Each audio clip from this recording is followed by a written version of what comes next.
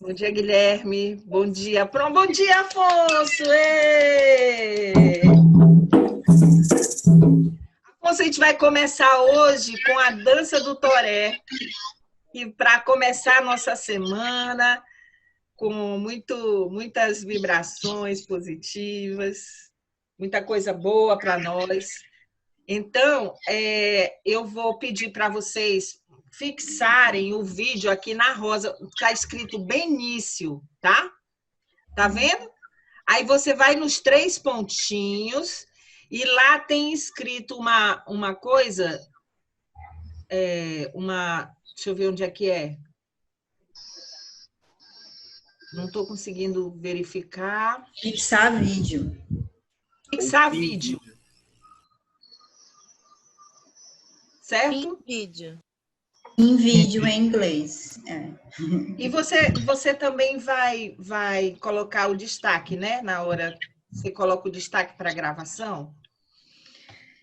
Então, vamos começar. Bom dia a todos e a todas. Como vocês estão? Nós estávamos com saudade, passamos o final de semana inteiro pensando em vocês. Bom, antes de dizer que vai ser a nossa programação, nós contamos com a presença de mais algumas pessoas da tribo Pitaguari, que vocês vão conhecer agora, a Rosa vai apresentar, e nós vamos começar com a dança do toré, que ela falou no nosso encontro passado. Certo? Então, Rosa, vou passar aqui para você, tá bom? Lise, Oi. Vou passar a bola para o Benício para ele falar um pouco, muito rápido, sobre o toré, dentro da espiritualidade nossa, do nosso povo, viu? Tá legal, pode ficar à vontade. Rênia, tenta colocar no grande para todo mundo, para a gravação ficar legal. Eu fixei já na gravação, Tá, viu? tá legal. Ok? É com vocês, Benício. Bom dia, todo mundo. Bom dia. Bom dia. Pitaguari, aqui da aldeia da Munguba também. Estou aqui com meus parentes, o Leandro, com a Rosa, o Tony, a Vitória e o Márcio. E a gente vai fazer para vocês um pouco do que é as nossas músicas do toré, que para a gente o toré é um ritual sagrado, que ele é muito simbólico e também muito significativo quando a gente pensa em movimento indígena, porque foi uma das ferramentas mais importantes que o movimento utilizou para a reafirmação e o fortalecimento da identidade aqui dentro do Ceará. E o toré, para a gente, é um ritual que ele simboliza praticamente tudo, mas principalmente a vida.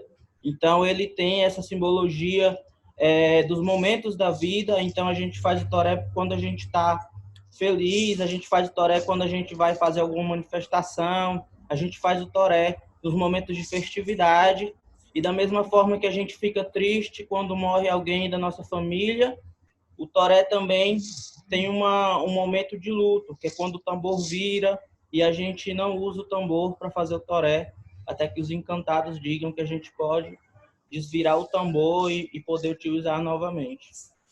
E o toré, ele é uma dança circular, que ele tem essa simbologia da vida, porque a vida é feita em ciclos que se iniciam e que se terminam, e que começam novos ciclos. E o toré, a gente sempre começa com uma oração, que é uma oração cantada, e todos os povos indígenas, pelo menos os que eu conheço, têm essa forma de orar ou de fazer seus pedidos a Deus, que é uma forma cantada.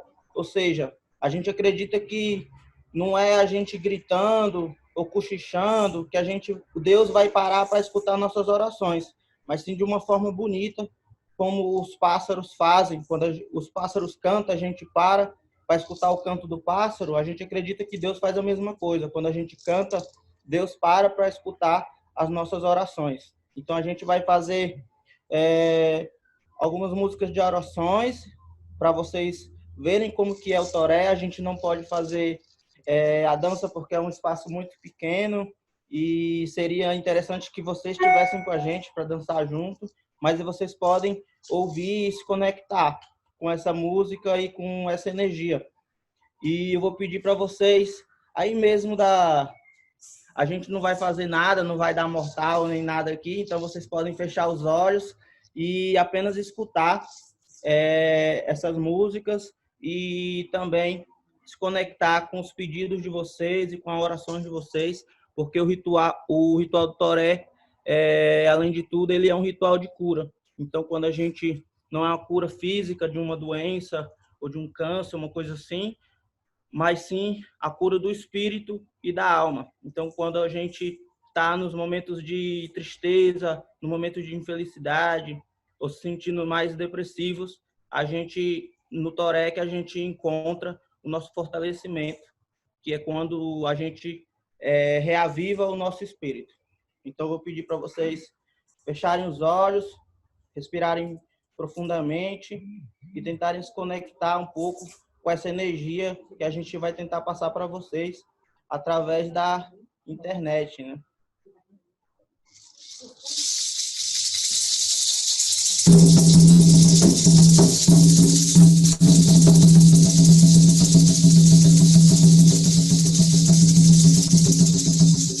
Oh, mãe natureza, aceitai daqui nós chegar. Oh, mãe natureza, aceitai daqui nós chegar. E há muito tempo eu desejava os vossos pés eu beijar. E há muito tempo eu desejava os vossos pés eu beijar. Quando entrei na Mata Santa, fugiu o sangue da areia. Grande era a luminária, o sol, pai da natureza. Grande era a luminária, o sol, pai da natureza. No céu só canta os anjos, no mar só canta a sereia. Na terra cantemos nós, pra ver cima da natureza.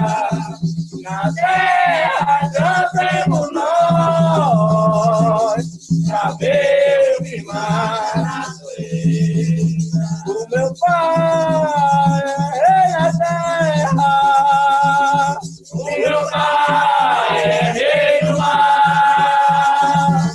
O meu pai é rei da terra, o meu pai é rei do mar. O meu pai é rei do rio, sei aonde ele está. O meu pai é rei do rio, sei aonde ele está.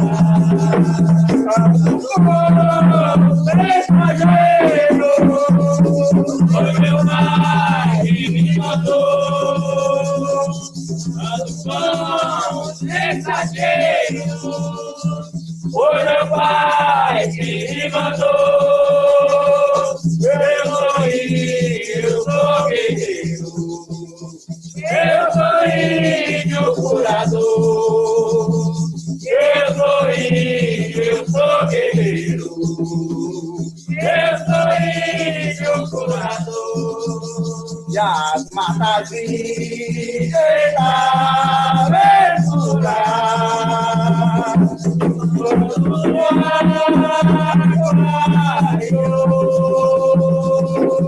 e as matas virgens da aventura, quando o ar clareou.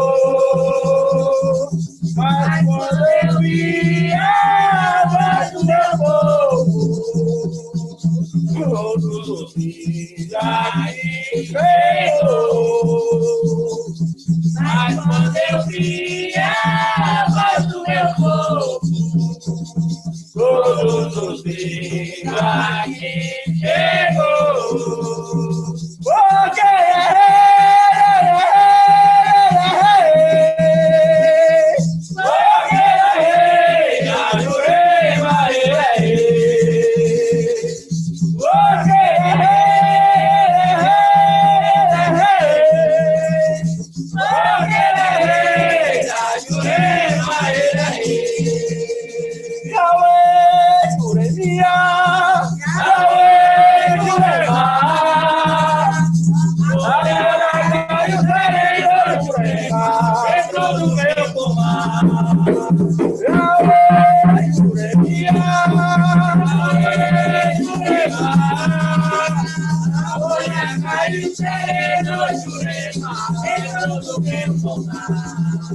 e a folha caiu sendo Jurema, dentro do meu pomar. Arredo da corrente, Jurema, vamos trabalhar. E a folha caiu sereno, Jurema, dentro do meu pomar. E arredo da corrente, Jurema, vamos trabalhar.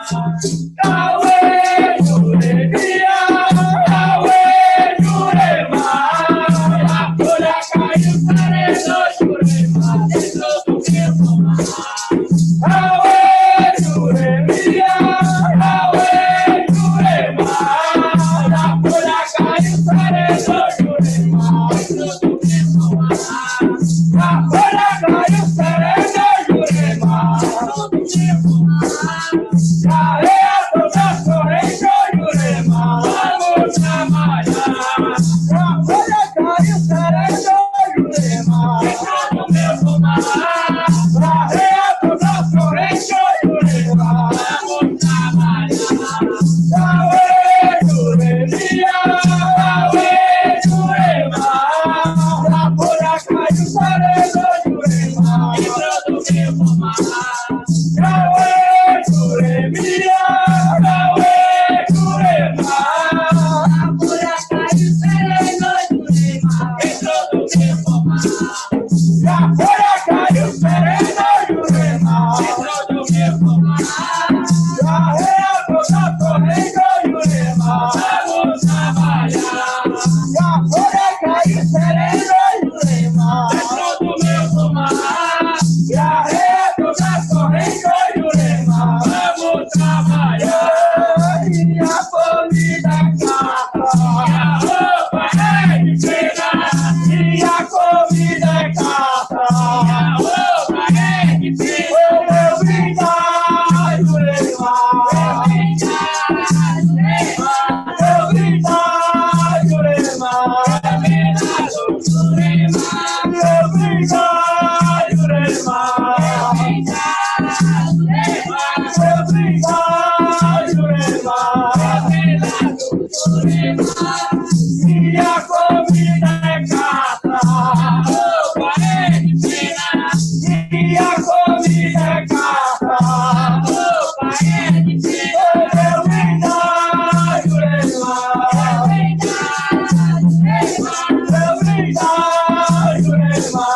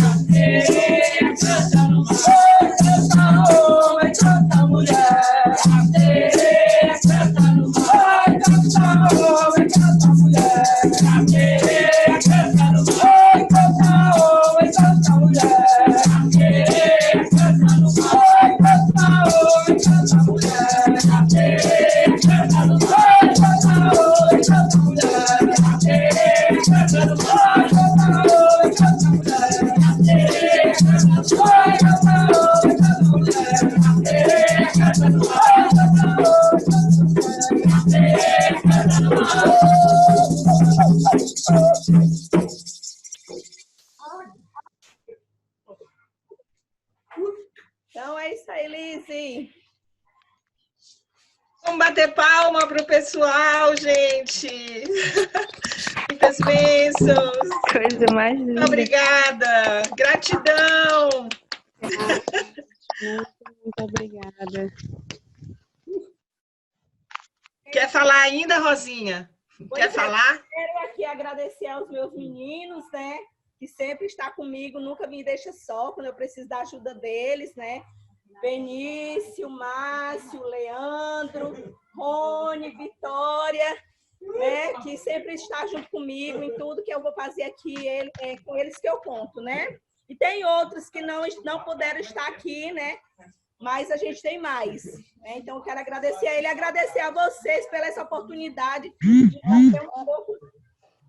trazer um pouco do que... Mas tu não vai ter nenhum intervalo, assim, para comer alguma coisa, para jantar, um descanso.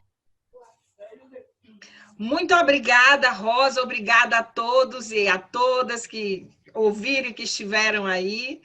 Foi muito incrível, muito emocionante. Muito obrigada. Vamos começar muito bem nossa aula, então. Certo, minha querida? Agora você vai em casa dar uma descansadinha para você voltar depois, né? Tá bom, Lise. Obrigada. Tchau. Tchau, tchau. Até daqui a pouco. Muito obrigado. Obrigada.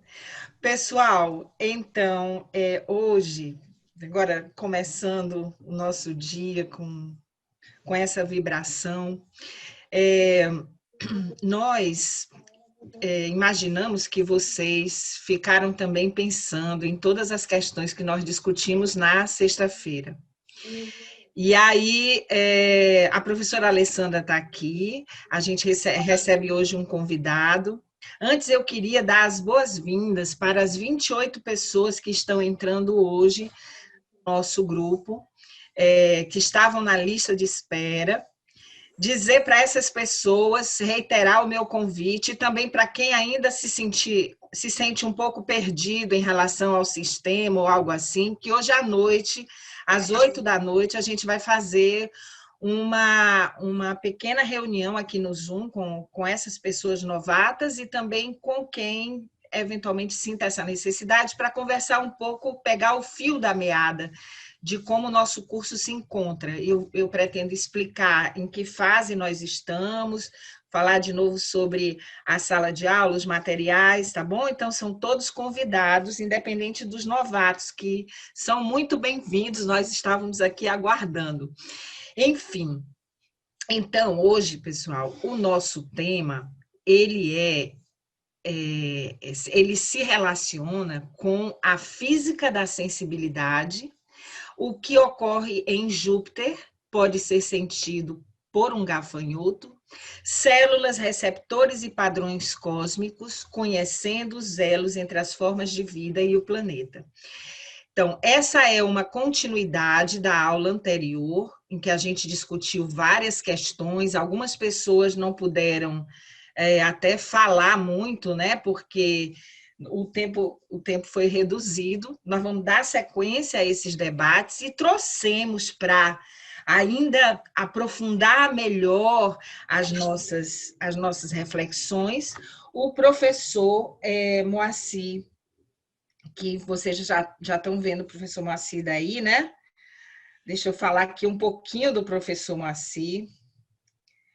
Só um minuto. Só um minutinho.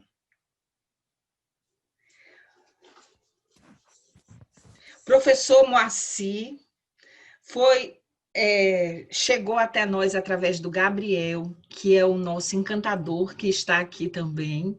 Então, nós agradecemos muito, muito pela indicação que ele nos fez. Professor Moacir é graduado em Física pela Universidade Federal de Pernambuco, tem mestrado em Física pela Universidade de São Paulo, tem doutorado em Geofísica Espacial pelo Instituto Nacional de Pesquisas Espaciais, É pós-doutorado pela Universidade de São Paulo. Atualmente é professor aposentado pela Universidade Federal do Mato Grosso do Sul. Tem experiência na área de física, com ênfase em física da atmosfera e descargas elétricas atmosféricas, atuando principalmente nos seguintes temas: circuito elétrico global, descargas elétricas atmosferas, simulação numérica, atmosferas planetárias, monitoramento do campo elétrico da Terra e suas alterações produzidas por nuvens de tempestade. Atualmente atua no desenvolvimento de sensores de campo elétrico e na solução do problema inverso da lei de Coulomb, para determinar a estrutura de cargas no interior das nuvens de tempestade ou cumulonimbus, e na implementação de sistemas de alerta de queda de raios. Realiza palestras de divulgação científica sobre a mecânica quântica, relatividade e suas implicações na maneira de repensar a realidade. Estuda o tema balanço de energia e matas de transição, estuda as formas de energia e suas tecnologias no âmbito da permacultura. Então, nós estamos muito bem acompanhados pelo professor Moacir. Olha, gostaríamos muito de agradecer a sua presença e vou passar a palavra agora, essa presença que muito nos honra, professor. Vou passar a palavra agora para o senhor para a gente conversar sobre essa física da sensibilidade, tá bom? Antes de mais nada, muito obrigado, Lise, pelo convite, muito obrigado ao Gabriel por se lembrar de mim, né? Sabe, eu que agradeço por ele ter se lembrado, porque eu estou procurando minha tribo há muito tempo, né? E quando eu encontro, eu me sinto muito feliz. Eu estou me sentindo bem na minha tribo, né? E eu fico até meio sem jeito, assim, para falar, sabe? Porque eu sei da importância do movimento que vocês estão fazendo, né? E eu me sinto ainda um aprendiz, né? Estamos juntos aprendendo a lidar com todas essas questões, né? Essas ideias que eu vou falar hoje são ideias que já estão sendo desenvolvidas há pelo menos mais de 100 anos, né? E a maioria das pessoas ainda não conseguiu absorver nem parte do que aconteceu, né? A maioria das pessoas ainda está bem pré-física quântica, bem pré-relatividade, né? Então, é um tema bastante complexo e eu vou ter que falar algumas coisas de física, né? Eu sei que algumas pessoas não têm uma experiência muito bem fundamentada em física, então eu vou tentar falar algumas coisas básicas para a gente, pelo menos, ter uns pontos para conversar. E como é uma primeira palestra que estou fazendo, eu vou pegar uns conceitos bem gerais, né? Então, vamos lá. Como é agora share screen? Deixa eu ver aqui. Deixa eu ver se vocês estão vendo aí. Opa. Deixa eu ver aqui. Um minutinho que eu vou minimizar aqui, porque eu não estou acessando aqui a outra. Eu sempre me enrolo um pouco com essas coisas, pessoal. Fica tranquilo aí que eu dou um jeito. Mas... A gente compreende, professor, perfeitamente. Deixa eu minimizar um pouco essa tela aqui para acessar o... E olha que eu trabalho com coisas de informática há muito tempo, mas não me acostumo com essas maquininhas direito. E agora, estão conseguindo enxergar? Sim, professor.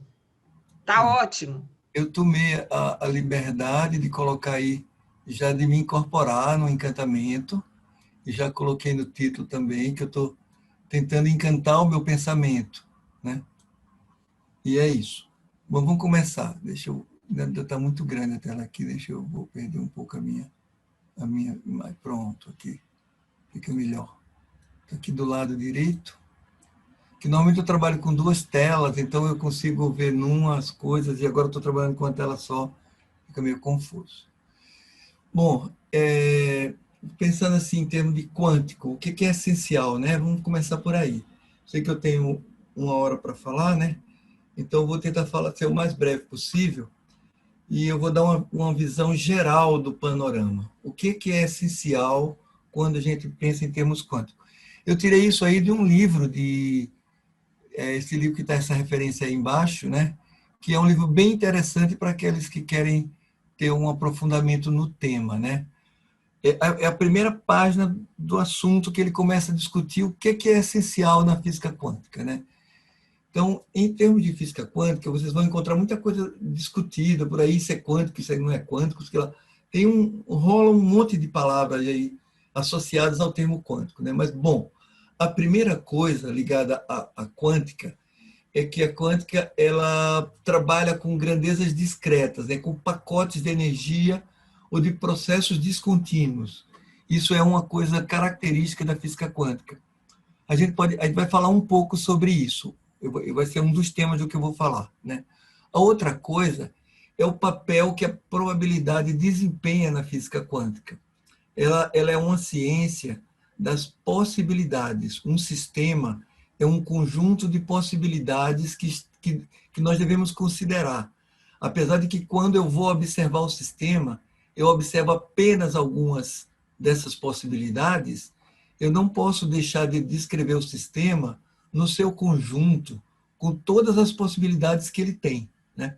Mesmo que meu experimento só me revele alguma dessas possibilidades. Isso é um tema bem interessante, a gente vai falar um pouquinho mais adiante. É o princípio da incerteza, o princípio foi desenvolvido por Heisenberg, há quem diga que esse é um dos esqueletos da física, da mecânica quântica, né? Que é um princípio que afirma que a gente não consegue ter um conjunto completo de informações sobre um sistema sem perder algum tipo de informação sobre o sistema. Por exemplo, se eu estou sabendo, uma das duas grandezas que a gente associa no princípio da incerteza é o movimento, a quantidade de movimento e a posição, por exemplo, ou a energia e o tempo. A posição e o movimento é uma coisa fácil de dizer, né? Por exemplo, se eu tenho certeza que eu estou fazendo um experimento lá para determinar a posição de uma partícula lá no núcleo do átomo, eu não vou ter informação alguma sobre a orientação da velocidade dessa partícula. E se eu tiver certeza absoluta da velocidade, ou seja, para onde ela está indo, eu não vou ter certeza da posição. É mais ou menos assim, ó, eu estou com a minha mão aqui, vocês estão vendo? A minha mão, vocês estão tendo certeza que ela está nessa posição, mas vocês não sabem se ela estiver no movimento, para que lado que ela está indo. Ela pode estar subindo ou pode estar descendo. E, ao mesmo tempo, se eu estiver com ela em movimento, você não tem uma garantia da posição, porque quando você fala que eu estou numa posição, eu já estou em outra, né? Então, você aumenta a incerteza sobre o movimento quando você tem a posição e aumenta a incerteza sobre a posição quando você tem o movimento. Isso parece uma coisa bem inocente, apesar de que é uma propriedade matemática deduzida das coisas matemáticas. E aí eu peço um pouco de desculpa, porque às vezes vão passar algumas palavras da minha formação técnica, e aí eu tento evitá-las, mas elas aparecem de vez em quando, né? Eu ia falar agora, por exemplo, do espaço de Fourier, que eu sei que a grande parte de vocês não conhece, que é uma coisa matemática. Eu vou tentar evitar essas coisas. Mas isso é importantíssimo, porque isso impede que eu tenha uma mecânica, no sentido convencional da palavra, como a gente usa em física e como as pessoas entendem, no nível quântico. Porque para fazer uma mecânica, eu tenho que saber onde a partícula está e para onde ela está indo e as forças que estão agindo sobre ela. Se eu não consigo saber esse conjunto ao mesmo tempo, eu não consigo criar uma mecânica propriamente dita no nível quântico, né? Não é possível trabalhar com trajetórias e posição ao mesmo tempo, né? Então, o observador não pode ser separado do objeto que está sendo observado. A gente vai falar um pouco disso aqui na palestra. O princípio da superposição, né, que é o paradoxo do gato de Schrödinger, talvez eu fale um pouquinho disso, mas talvez não dê tempo, né? E grandezas que não comutam, ou seja, o papel dos números complexos, eu não vou falar disso aqui, que é uma coisa bem específica. A não localidade, o teorema de Bell, o problema de APR, eu vou falar um pouco disso aqui. e que a constante de Planck fixa uma escala na natureza, separando o mundo microscópico do macroscópico. Seria possível uma constante que subdivida a realidade microscópica, né? E, finalmente, a dualidade onda-partícula, que eu vou falar um pouco hoje. E, aliás, essa temática da dualidade onda-partícula é o tema dessa referência que eu citei abaixo aí, do Conceitos de Física Quântica, do professor Oswaldo Pessoa Júnior. Bom, para vocês terem uma ideia, esse negócio não foi tão rápido assim, não aconteceu de supetão. A quântica aconteceu em vários estágios, né? Deixa eu ver aqui. As origens históricas disso aqui, ó. Começa com o espectro de corpo negro, em 1860, de Kirchhoff. Depois, o efeito fotoelétrico, que foi descoberto em 1839 por Becquerel, redescoberto em 1887 por Hertz e explicado corretamente em 1905 por Einstein. Para vocês terem uma noção do efeito fotoelétrico, quando o Einstein ganhou o prêmio Nobel dele na década de 20, ele ganhou o prêmio Nobel pela explicação correta do efeito fotoelétrico e outros trabalhos. Entre esses outros trabalhos se inclui a relatividade, alguns trabalhos do calor específico, do sólido, que foi a tese de doutorado dele, e mais algumas outras coisas. Então, olha, vocês estão vendo a importância do efeito fotoelétrico. É com base no efeito fotoelétrico que a gente tem as células fotovoltaicas. Isso é a aplicação prática do efeito fotoelétrico. Eu não vou falar disso nessa palestra não, mas talvez faça alguma referência mais adiante. O átomo de Bohr, em 1913, você vê uma coisa que começou lá em 1860, já estamos em 1913. Depois temos a proposta de De Broglie da dualidade de onda-partícula, em 1924. Depois temos o Heisenberg, Max Born e Jordan com a formulação matricial da mecânica quântica, em 1925. Depois temos Schrödinger e a equação que descreve a matéria como onda, né, em 1926. E em 1926 também temos o experimento de Davidson e Germer de difração de elétrons, e Heisenberg enuncia o princípio da incerteza em 1927. Depois temos a informação, depois está faltando aqui, eu me esqueci de colocar, me desculpem, a equação de Dirac, em 1930, mais ou menos, que é com o spin, que é uma equação relativística da equação de Schrödinger, a versão relativística, onde ele explica o spin. Depois temos, finalmente, os postulados da mecânica quântica, que foram se estabelecendo a partir daí. E eu poderia falar um pouco da função de onda e suas características, mas é uma discussão bastante mais aprofundada, a gente pode deixar para uma outra vez, né? E, finalmente, a gente vai falar, e que é o nosso objetivo, de algumas interpretações da mecânica quântica, né? Vocês estão vendo que esse movimento ele vem de longa data e durou umas décadas, né? E essas mudanças elas foram feitas a partir de experimentos, que vamos falar de algum deles mais adiante. E a importância disso é que depois dessa evolução que a humanidade conseguiu, mudou completamente a forma da gente enxergar a realidade, né? Apesar de que a maioria de nós ainda não consegue, ou alguns tenham já dado esse passo, mas não conseguem formalizar, né? Assim, como é, que passo é esse? Na física, aconteceu nesse período, com todas essas pessoas, para vocês terem a noção que não foi uma teoria que foi feita da cabeça de uma pessoa que saiu pronta. Ela foi se construindo e com eventos bem significativos que a gente pode depois detalhar isso aí. Essa é até agora, é como eu dou o curso quando eu dava o curso lá na física, eu falava essas mesmas coisas, né? Eu estou usando o mesmo material que eu usava com os meus alunos. Bom, deixa eu ver aqui. A interação matéria... Bom, vamos começar agora na prática, né? A interação matéria-energia, matéria sendo aquecida, né? Vamos mostrar aqui. Quando eu aqueço um pedaço de ferro, por exemplo, eu sei que ele começa a brilhar.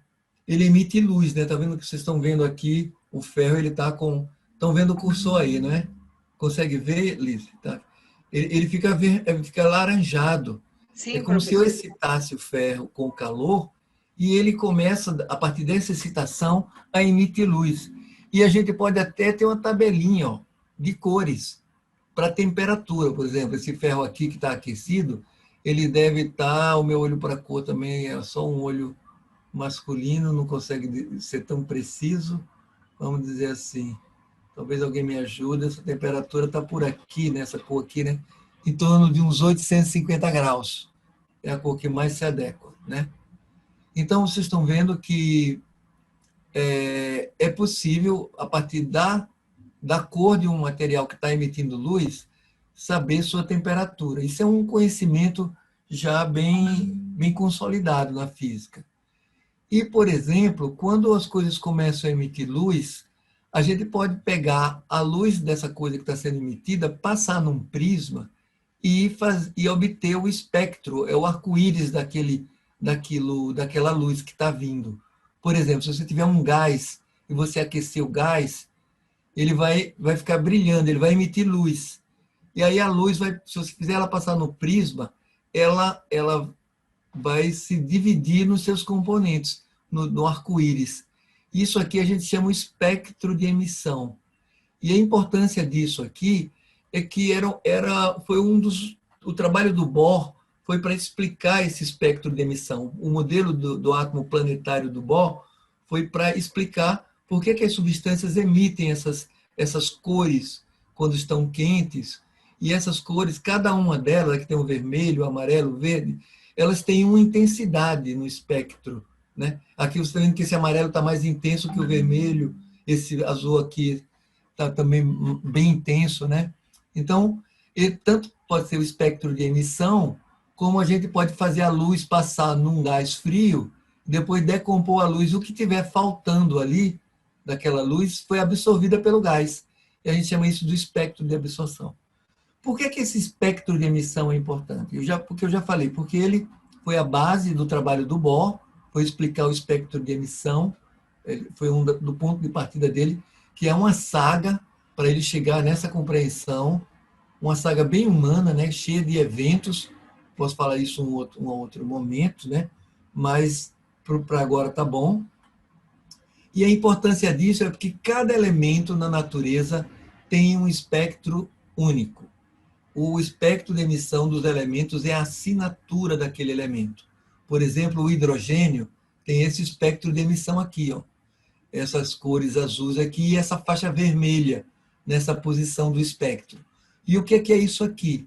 Aqui o espectro ele é caracterizado por dois números que a gente coloca. Ou a gente coloca a frequência, ou a gente coloca o comprimento da onda. Eu vou falar um pouquinho disso daqui a pouco. Então, nessa posição aqui, tem uma raia vermelha. Se você está analisando a luz de uma estrela e por espectroscopia e consegue perceber esse espectro aqui, você sabe que lá tem o hidrogênio. Esse, por exemplo, aqui é o lítio. Se você consegue encontrar essas linhas nessa posição aqui, você sabe que lá tem lítio. Se você consegue encontrar essas linhas nessas posições, você sabe que você está identificando o elemento berílio.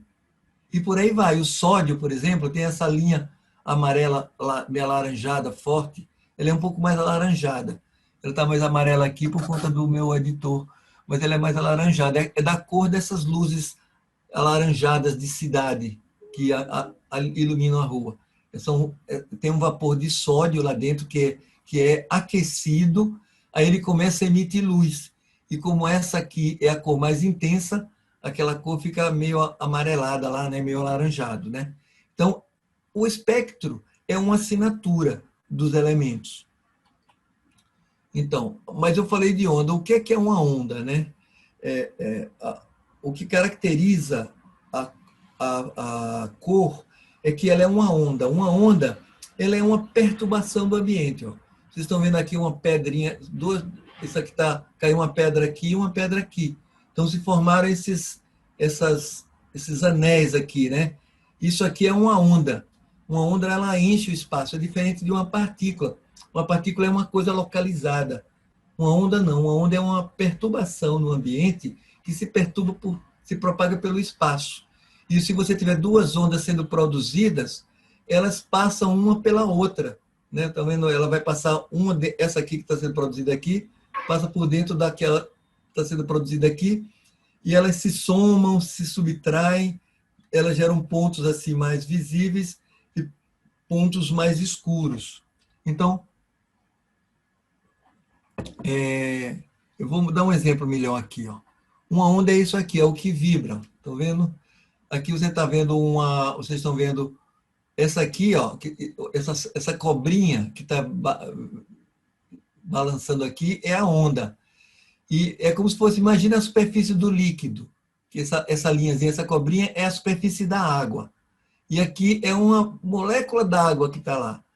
A molécula d'água ela fica só subindo e descendo. Mas quando ela sobe e desce, é como se fosse um elástico. A superfície da água é elástica, ela, ao subir, ela puxa as outras que estão ao lado dela. Como quando a gente puxa um elástico, o elástico estica todo, vem junto, né? Então, mas a onda é o que está passando aqui. Se vocês observarem a crista aqui, ó, tem uma coisinha andando aqui, ó. Tá vendo? Ó? Essa coisa que está andando é uma perturbação que a gente chama de uma onda. É a onda, então a onda precisa de um meio, né? Normalmente a onda precisa de um meio para ela balançar, e o meio, quando balança, ela passa. É como um dominó. Você bota as pedras do dominó assim, você dá um toquezinho na primeira, uma do lado da outra. Quando você bate na primeira, ela sai derrubando todas as outras, né? Aquela informação se propaga pelo conjunto de pedras do jogo aí. Deixa eu dar um outro exemplo aqui, ó. Por exemplo, a onda, uma das propriedades da onda é a interferência. Quando eu gero duas ondas aqui no mesmo meio, ó, aqui está uma onda e aqui outra onda. Se as ondas estão em fase, ou seja, elas estão iguaizinhas assim, elas se somam e produzem um efeito assim.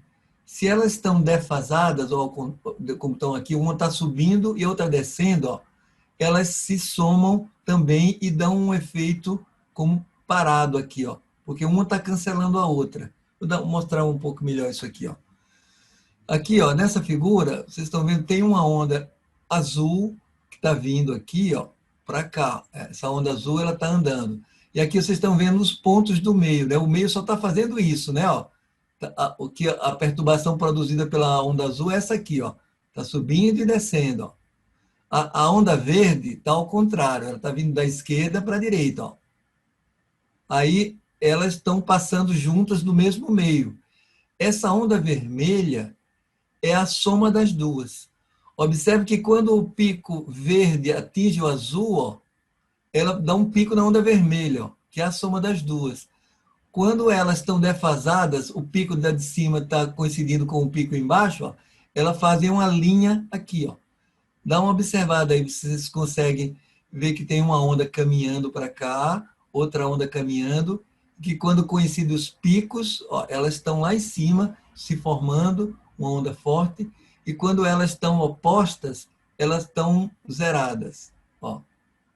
Vamos ver essa onda aqui, ó. Ela está aqui, coincidiu com a verde, coincidiu de novo, coincidiu, defasou, coincidiu. Vamos observar a defasagem. Ó. Defasou, ela está lá embaixo. Vocês podem olhar, se vocês vão ficar com essa palestra aí, eu vou deixar com a Lise. Quem quiser ficar olhando aí, se hipnotizar, é para encantar um pouco isso aí, tá? Quem sobreviver a essa figura e não se encantar com ela, então tem que vê-la muito mais, até se encantar, né? Vou passar aqui adiante, que a gente tem coisa para falar. A cor é uma onda eletromagnética. A onda eletromagnética é isso aqui, ó. É uma coisa mais ou menos assim, é um campo elétrico e um campo magnético perpendiculares cruzados que andam no espaço assim, ó. Isso é uma cor na visão do físico. Aí tem todas as equações matemáticas que descrevem esse movimento dessa onda eletromagnética. Numa onda a gente tem, ó, o comprimento de onda é a distância entre dois picos, ó. E a frequência é como que ela está oscilando, esse subindo e descendo. Esse movimento aqui que ela está fazendo aqui, ó, ela está andando aqui, ó, é como se ela estivesse subindo e descendo. Então ela esse movimento é a frequência. E a distância entre dois pontos de máximo ou de mínimo, por exemplo, também, é que a gente chama de comprimento de onda. Eu estou explicando isso porque a gente vai falar muito disso, né? De comprimento de onda. Eu espero que vocês me perdoem, os que não estão conseguindo compreender, mas nas perguntas vocês podem perguntar bastante que eu vou responder. Aqui, por exemplo, a luz do Sol.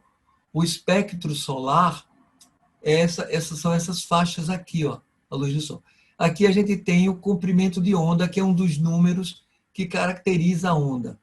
O comprimento de onda vezes a frequência da onda, esse produto é igual à velocidade da luz, ou seja, a velocidade daquela onda, no caso a luz, ela é medida pelo produto desses dois números, o que caracteriza o comprimento da onda vezes aquele que caracteriza a sua frequência. Nesse gráfico aqui, eu tenho o comprimento da onda em micrômetro, né, uma unidade muito pequena. E aqui eu tenho a intensidade luminosa. E essas curvas aqui são as curvas de temperatura que eu vou falar, que eram objeto de estudo do Planck. Na época do Planck se estudava essas curvas aqui, ó. Não existia uma explicação adequada para essas curvas. Eu vou falar, por exemplo, o Sol, a curva do Sol, que é um corpo quente que está irradiando luz, ela fica mais ou menos aqui em 5.600, ó. Ela dá um pico mais ou menos aqui em cima da cor verde, que é a cor do Sol mais intensa. O Sol, na verdade, é verde. A gente percebe ele mais amarelo porque o nosso olho é mais sensível ao amarelo. Mas a radiação mais intensa do Sol é essa verdinha daqui. Essa luz, isso aqui é parte do trabalho do Planck, eu vou mostrar aqui por quê. Aqui eu estou mostrando aqui as luzes, as cores, ó. Cada cor tem um número associado a ela, que aqui é o comprimento de onda. Por exemplo, o vermelho são 700 nanômetros. Um nanômetro é uma unidade física que mede comprimento. Você pega, por exemplo, 1 metro, divide em 1000, você tem 1 milímetro. Se você divide aquele milímetro em 1000 pedacinhos e pega um pedacinho, é 1 micrômetro. Se você pega esse micrômetro e divide em mais 1000 pedacinhos, aquele outro pedacinho é chamado de nanômetro. Vocês estão vendo como é pequeno essa distância entre duas cristas numa onda de luz, né? No vermelho, essa distância é 700. E no violeta, é em torno de 400 nanômetros. E essa parte é parte do espectro eletromagnético que é visível para nós. O espectro eletromagnético ele vai tanto mais para lá, como o infravermelho, como para cá, o ultravioleta, e tem mais ondas no espectro eletromagnético. Eu não vou falar mais disso aqui não, porque a gente tem que chegar na nossa discussão e eu estou já me atrasando um pouquinho. Aqui, por exemplo, é o espectro que chega do Sol. Quando a gente pega a luz do Sol e coloca num diagrama de comprimento de onda para ver as mais intensas, né? Vocês estão vendo que tem um pico aqui. Aqui, essa vermelha é o espectro que chega lá em cima, né? A irradiância lá no topo da atmosfera. E isso aqui é a luz que chega lá embaixo, né? Mais ou menos chega a 50% no solo, né? E aqui, ó, são as frequências que esses buracos aqui são frequências que são absorvidas, ó. O espectro visível fica só nessa partezinha aqui, ó. A atmosfera, ela absorve muito no infravermelho aqui, ó. Esses buracos aqui são as absorções, né? E essas absorções são feitas basicamente pelos gases do efeito estufa, que é o gás carbônico e o metano, que são gases associados aos processos vitais, né?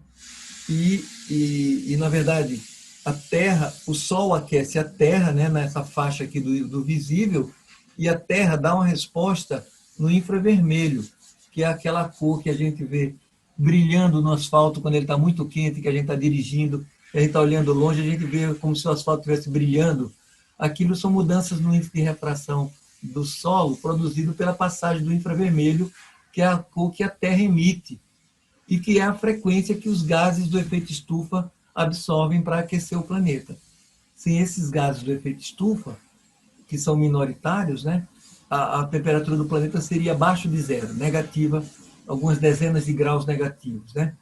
E esses gases, eles são traço na atmosfera, porque basicamente a atmosfera tem 78% de nitrogênio e 21% de oxigênio, ou seja, 99% da atmosfera são esses dois gases que não fazem esse efeito estufa. O gás carbônico é 0,03% e o metano é 0,005%. E são esses gases, nessas proporções na atmosfera, que mantêm o planeta aquecidinho do jeito que a gente gosta. Por isso que quando a gente coloca esses gases de volta nos processos industriais, nos automóveis e nas queimadas, a gente está contribuindo para intensificar o efeito estufa e aumentar a temperatura do planeta. É isso que a gente chama de aquecimento global. É colocar esses gases na atmosfera e produzir um aumento da temperatura. Bom, não perdi a oportunidade de falar do meu objeto de estudo e vou seguindo adiante. Aqui, ó, o Planck estava tentando estudar a curva aquelas curvas desses gases aqui, ó. Essa curva aqui, ó, como eu falei, né, ó, essa curva, né? Como é que é feito isso? Você aquece um corpo, ele emite luz e você mede a intensidade deles e constrói essa curva a partir dessa intensidade, né?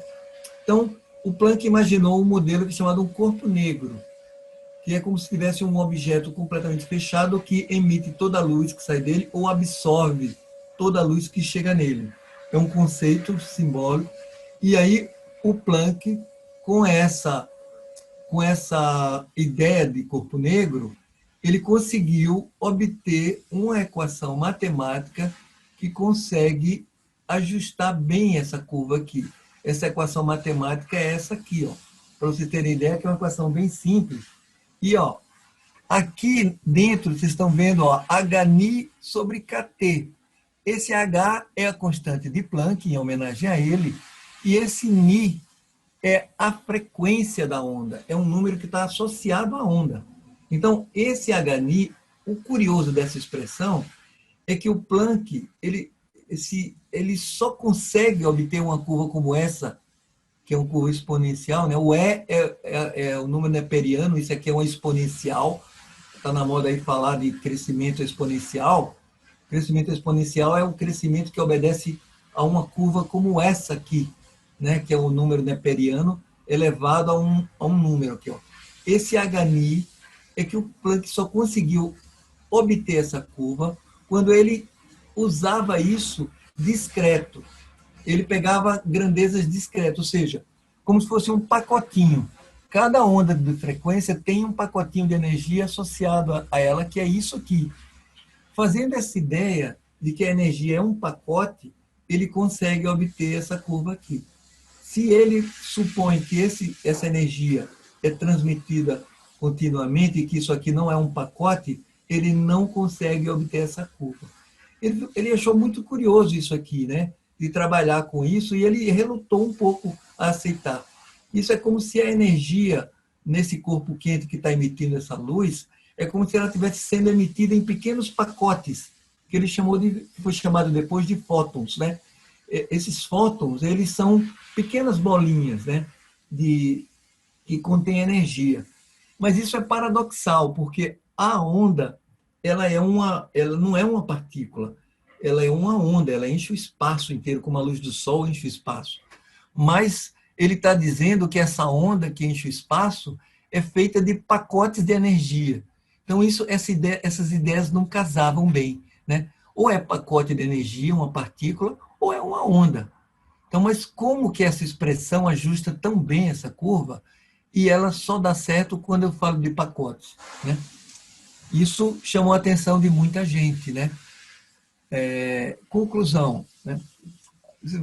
Por exemplo, deixa eu falar uma coisa aqui da onda, né? Essa conclusão aqui eu acho que está errada, não é bem assim, não. Deixa eu falar um pouco mais disso aqui, né? E o fato da onda ser transmitida em pacotes, né, é o que permitiu para o Einstein explicar corretamente o efeito fotoelétrico, né? O efeito fotoelétrico, ele utiliza essa ideia de que a onda vem em pacotes. Se eu tiver, por exemplo, uma partícula, uma placa metálica e a luz incidir naquela placa, aquela placa vai arrancar elétrons instantaneamente. Se fosse uma onda, não arrancaria instantaneamente. Então, para arrancar instantaneamente, o Einstein pensou, só se a luz chegar aqui como partícula. E vai bater nos elétrons e vai arrancá-los instantaneamente. Então, ele usou essa ideia, que a luz sendo partícula, e explicou o efeito fotoelétrico, que a luz como onda não conseguia explicar, né?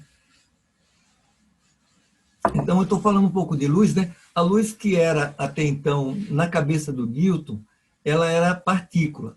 Depois, com o tempo, com outros trabalhos no século XIX, ela virou onda. Aí era onda. E aí o Einstein chega aqui com essa ideia de que isso aqui é pacote e que a luz que está vindo em pacotes, que a luz é partícula, a luz voltou a ser partícula de novo.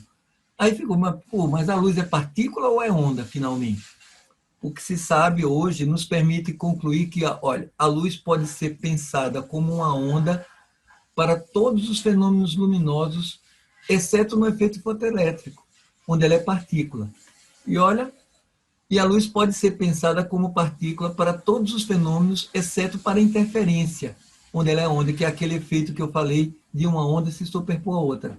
Se vocês forem olhar o efeito da interferência, por exemplo, pega um dedo aqui, assim, ó, os dois dedos assim, e coloca na direção da luz que vocês está iluminando a sala.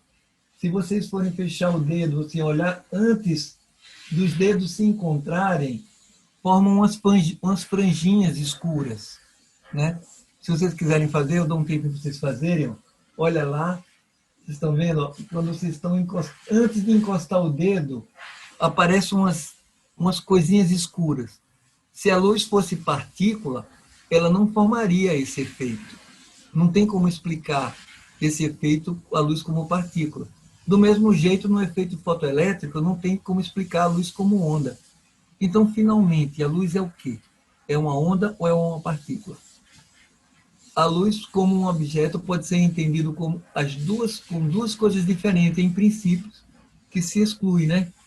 Mas que mutuamente, elas se excluem mutuamente, mas que elas coexistem. Por exemplo, se uma coisa é onda, não pode ser partícula. Se é partícula, não pode ser onda. Mas a luz é as duas coisas ao mesmo tempo. Só que eu só consigo detectar uma dessas coisas. Veja como isso deixou a cabeça do pessoal já na época, né? No comecinho, isso é mais ou menos 1905, né? Veja como a cabeça dos físicos já começou a perceber que tinha uma estranheza se avizinhando, né? A luz é a primeira entidade, sim, ontológica que tem duas naturezas, uma ondulatória e uma corpuscular. E essa é uma das origens da física quântica, né? da mecânica quântica. Não vou falar de outras, mas essa aqui é a clássica, né? Foi o que, de fato, disparou, né, a evolução desse domínio, né? O experimento... Agora eu vou falar de experimentos. Eu selecionei alguns experimentos para mostrar para vocês com a luz, para vocês verem como a luz é uma coisa complexa, né? Esse é um experimento que foi feito no século XIX e que foi repetido em 87 para verificar alguns efeitos da luz. Como é que ele é feito? Ele tem um laser aqui que emite luz, essa luz bate num espelho aqui, ó, que esse espelho ele é todo dopado com prata dentro dele. E aí a luz se divide em duas. Ela vem parte para cá e parte atravessa. E aí ela tem uma fibra óptica aqui e ela vai dar muitas voltas aqui dentro. Vai demorar um tempo aqui, girando até sair de novo no caminho. Aí aqui, esse ramo que vem para cá também vai bater aqui num espelho e vai entrar num outro ramo que vai andar bastante aqui até sair de volta no caminho. Então a luz vem para cá, essa veio para cá, ó, vai passar numa instrumentação, bate aqui no outro espelho e volta. As duas luzes vão se juntar de novo nesse espelho. Então, o experimento é o seguinte, você pega a luz, separa em dois feixes aqui, um que vem para cá e outro que vem para cá, e junta de novo aqui nesse espelho, né? É um experimento bastante cuidadoso, né, habilidoso, e que você pode fazer com uma fonte de luz muito intensa, mas ele pode ser feito com uma fonte de luz muito fraca. O resultado que eu vou mostrar para vocês desse experimento foi sistematizado pelo Hugo Leonardo nessa dissertação aí, nesse trabalho conclusão, nessa monografia. E ó, o que o Hugo fez. um dos resultados que a gente observa, se não tem esses, aqui está aqui, ó, a fonte de luz, bate nesse espelho, divide aqui, vem uma parte para esse e vem para cá, e uma parte para esse e vem para cá. Se você está emitindo uma luz bem fraquinha, né, sem o espelho aqui, aparece esse padrão aqui, que como se fossem pequenos pontos de luz que estão sendo iluminados, que é característico de partícula. Mas quando se coloca o quarto espelho aqui, é o que acontece? Aí a luz começa a apresentar um parâmetro como se fosse onda, que essas coisas aqui, ó, é típico de onda. Ou seja, a existência desse espelho é que faz a luz se apresentar ou como onda, ou como, ou como partícula. Nesse caso, sem o espelho aparece a partícula, com o espelho aparece a onda. Mas vocês lembram que no circuito tinha uma fibra ótica que a luz ficava dando voltas aqui do lado, né? E aqui. Aí nessa volta, o que acontece? O pessoal dá um pulso de luz, ele sabe que a luz ela saiu daqui. Não sabe se é onda ou se é partícula, né? Se ela saiu como, nesse experimento aqui, ela está saindo como partícula, né? Aí ela vai ficar andando um tempo aqui. Aí, enquanto ela está andando aqui, o pessoal coloca o outro espelho aqui, ó. Pá. Aí o que vai acontecer? Na hora que o espelho entra aqui, ela vira onda. Então, veja, a luz sai como partícula e na hora que eu coloco o espelho, ela vira onda? Que história é essa? E na hora que eu tiro, ela vira partícula de novo? Então, qual é o papel desse espelho aqui, né? Esse espelho, ele simboliza o experimentador, né? Vamos dizer assim. A luz, ao interagir com o experimentador, com esse espelho, é que ela define qual é o aspecto dela que ela vai revelar para a gente, né? O papel desse espelho. E, na verdade, o que o pessoal fala é que quando não tem esse espelho aí, você consegue dizer qual é o caminho que a luz está fazendo, que a luz que bate nesse espelho e vem para esse, vai chegar nesse. E isso é típico de partícula. Então, ela vai aparecer como partícula. Quando tem esse espelho aqui, o próximo espelho, e as dois feixes se misturam, a gente não sabe dizer de onde a luz veio. E isso é uma onda. E aí aparece o aspecto de onda. Essa dualidade onda-partícula é um dos esqueletos da mecânica quântica. As coisas, os elétrons, por exemplo, que são partículas massivas, eles também apresentam um aspecto de onda. Então, vocês estão vendo que eu estou falando do conceito de matéria. Matéria não é mais coisa sólida, é uma onda. E não é mais uma partícula.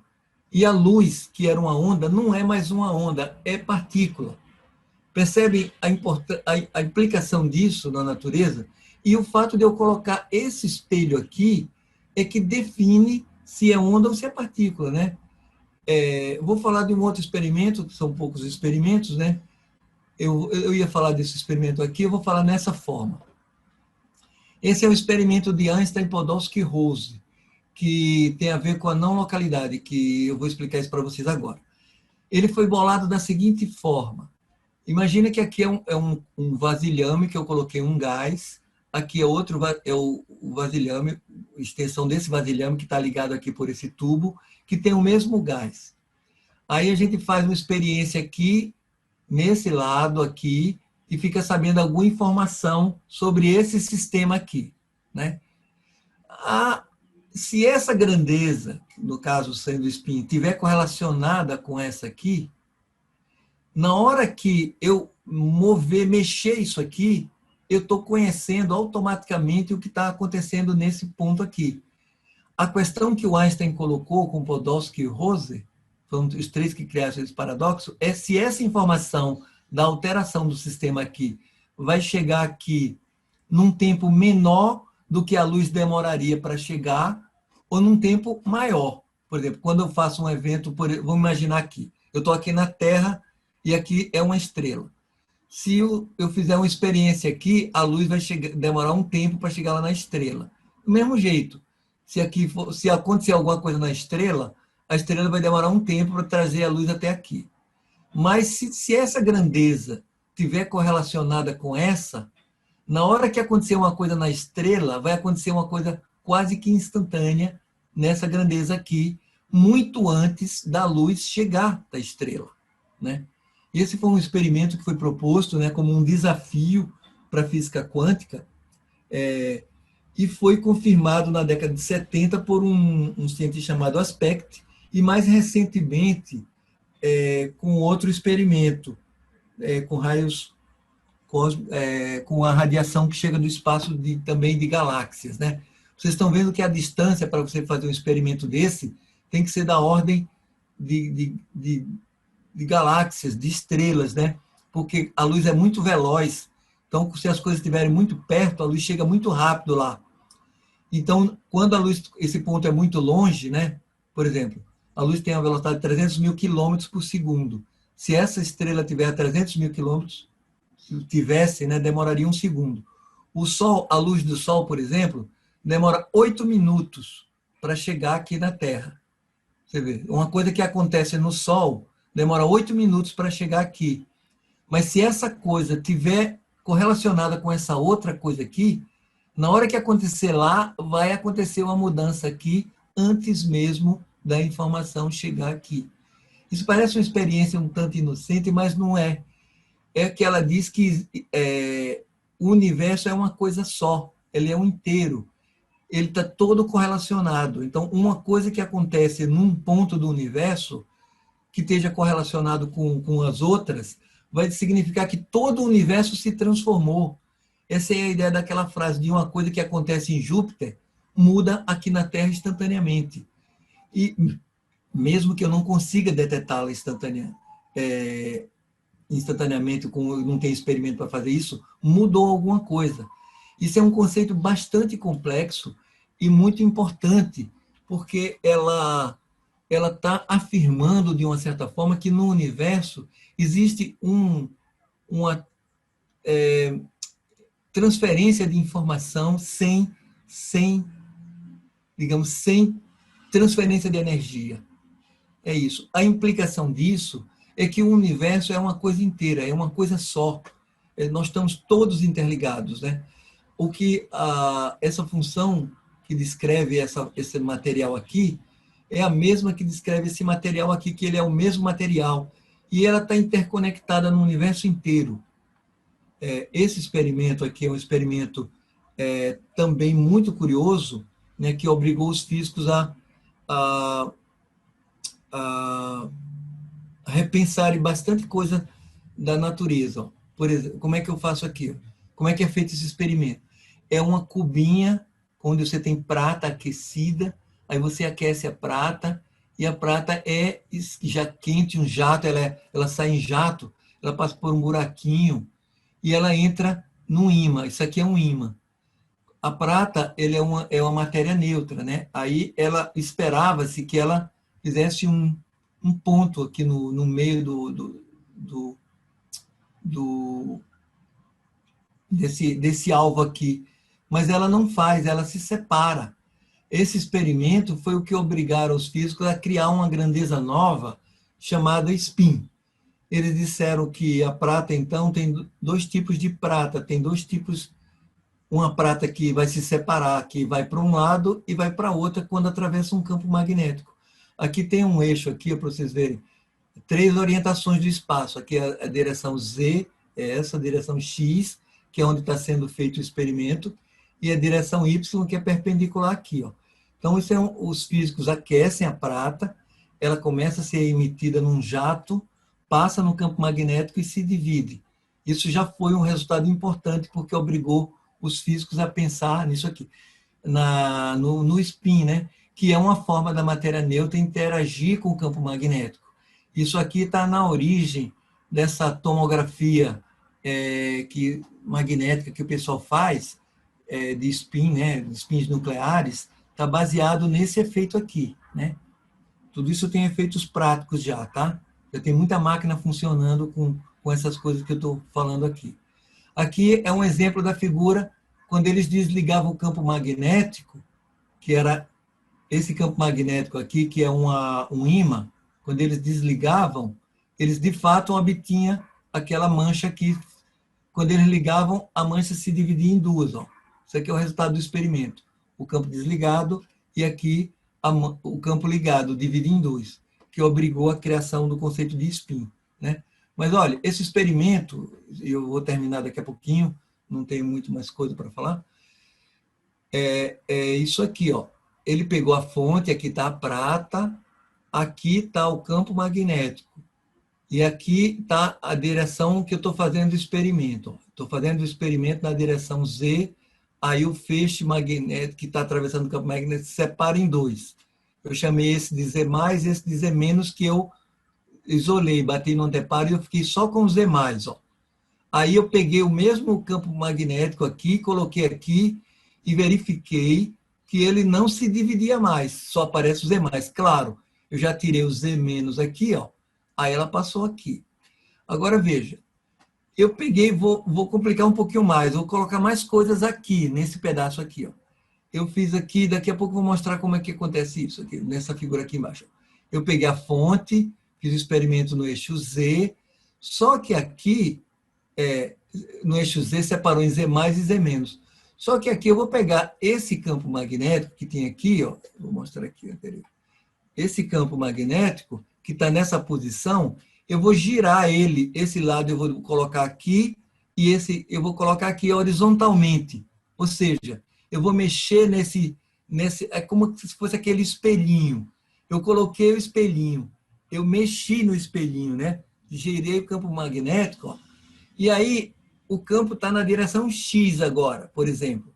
Aí na direção X, o próprio eixo Z+, o feixe Z+, que eu já tinha separado do Z-, ele começa a se dividir em dois.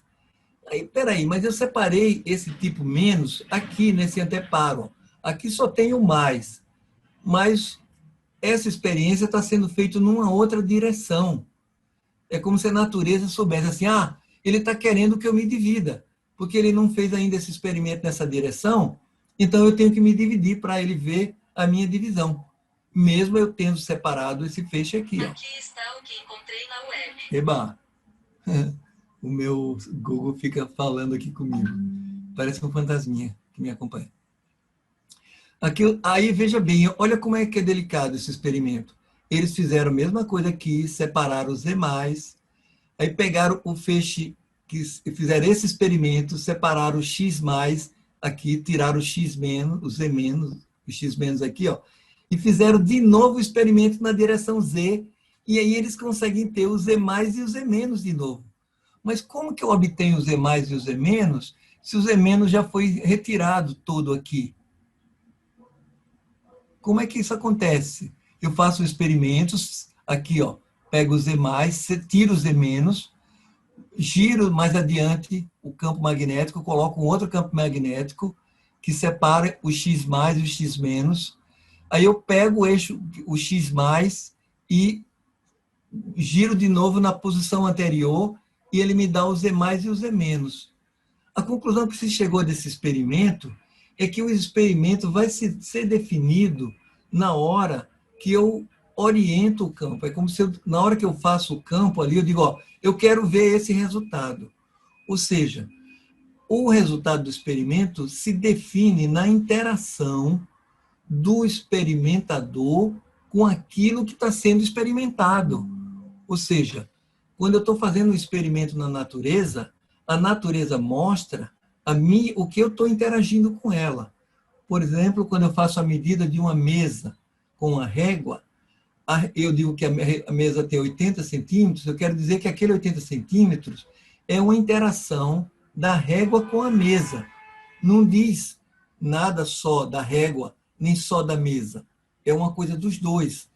É a partir desse experimento que se percebeu que o experimentador está ligado intrinsecamente ao que está sendo experimentado. E o pessoal da psicologia sabe muito bem isso, que quando você está com o seu paciente, o que surge daquela interação é o que a gente chama de terapia, né? É uma interação. Né?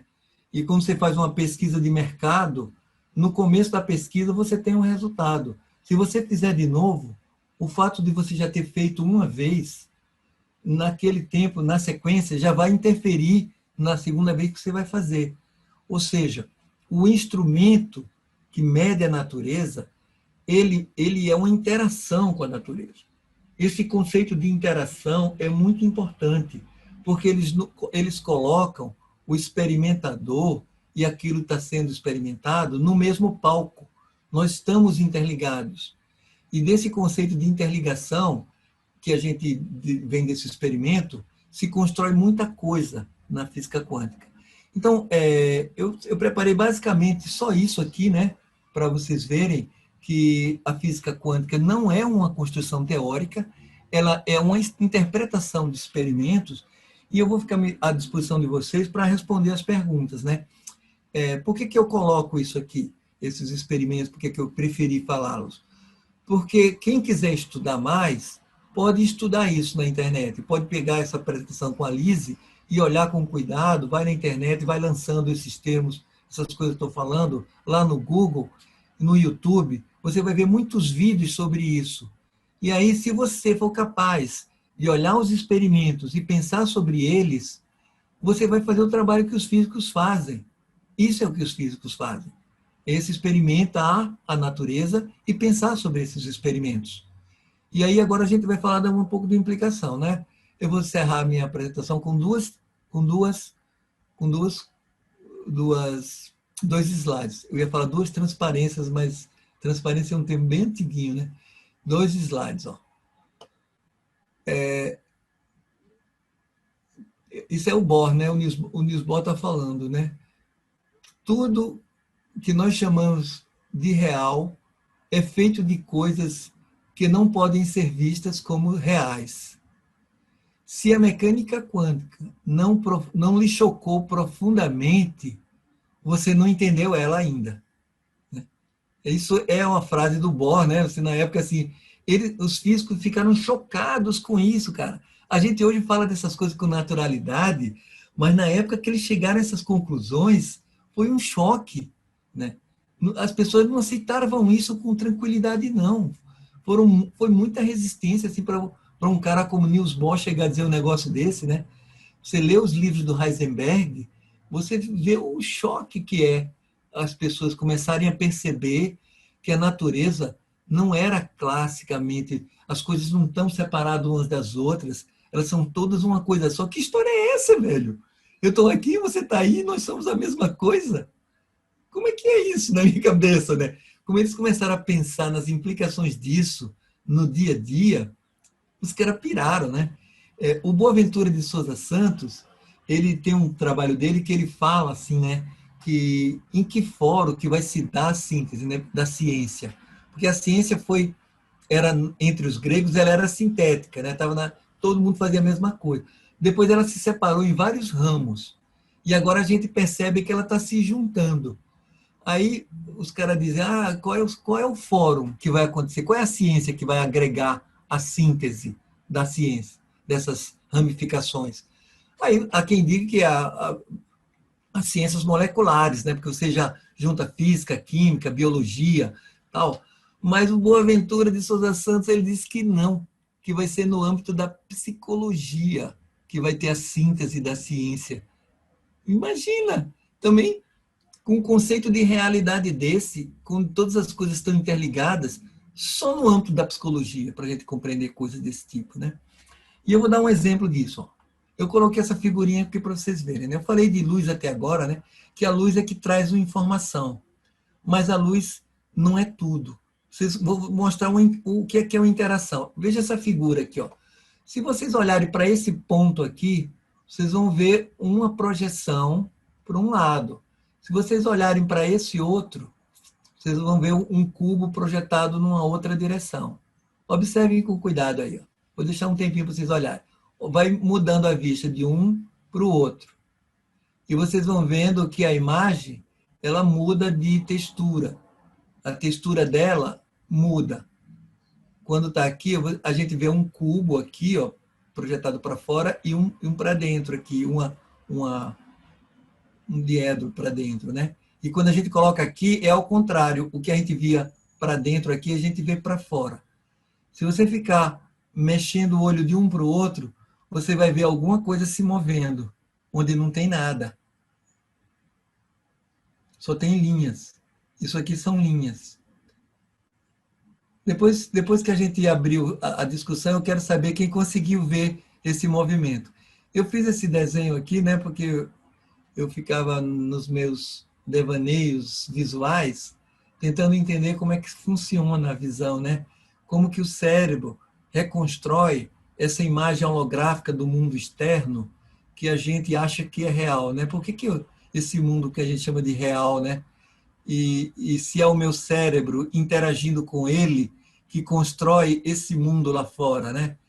Será que ele existe realmente ou ele é uma construção do meu cérebro também? Né? Provavelmente ele é uma construção do meu cérebro, porque se a gente for considerar, aqui só tem linhas, não tem nada. É o cérebro quem está construindo esse movimento dessas figuras. É uma interação minha com a natureza. Depois que a luz entra no fundo do meu olho, lá no nervo óptico, não tem mais luz, só tem reação química. E essa reação química percorre o cérebro pelas sinapses até o córtex visual, que fica aqui atrás. O córtex reconstrói o mundo para mim e me mostra, em alguma instância, o que eu estou vendo, né? Que é isso aqui, ó, esse movimento. Então, é muito louco isso. É muito louco isso. Eu fico encantado com isso. E esse é o motivo do encantamento do meu pensamento. Bom, pessoal, é isso que eu preparei para hoje. Eu espero que eu tenha sido um pouco feliz, né? Porque eu sempre acho que minhas falas são horríveis e que eu não consegui explicar nada do que eu queria. E eu estou tendo essa sensação. Quando eu estou tendo essa sensação, é sinal de que alguma coisa eu passei para alguém, porque minhas piores aulas foi o que os alunos mais gostaram, né? E eu estou tendo essa sensação agora, pessoal, de que eu dei uma péssima aula. Bom, vamos voltar aqui, vou interromper aqui para a gente falar, para vocês poderem fazer perguntas e me criticarem e falarem que não está bom, o que não está bom. E eu quero saber de vocês agora, que eu estou sentindo falta de vocês aqui. Espera aí. Agora, deixa eu parar aqui o stop share. Posso fazer isso, ou Lise? Oi, professor. A professora Lise deu uma caidinha das nuvens, mas ela está voltando. Oi, Rênia, posso parar tá aqui? Lise, você está aqui? Eu acabei de voltar. Ah, é porque o seu nome está User. Eu posso apagar aqui para a gente conversar? Pronto. Se precisar olhar essas coisas aqui de novo, eu Pode, compartilho professor, novamente, interromper. né? Fique à vontade. Pronto. Se precisar, a gente volta lá. Bem, pessoal, agora eu peço primeiro desculpas pelo algum palavreado que vocês não possam talvez não ter entendido, mas eu, como físico, eu não queria perder a oportunidade de falar de física, né? Que eu só sei falar disso mesmo. E aí eu queria ver como é que foi o impacto disso na cabeça de vocês. Alguém entendeu alguma coisa do que eu falei? Prof, olhe no chat, é só gratidão para o senhor por lá, melhor aula de física da vida. Puxa vida, eu não estou vendo. vendo. Maravilhoso. Achei realmente muito esclarecedor, assim. Claramente teve algumas coisas que eu não compreendi, mas no geral foi muito esclarecedor, assim. Agradeço a forma com que você conduziu todos esses ensinamentos aí. Adorei. Grato.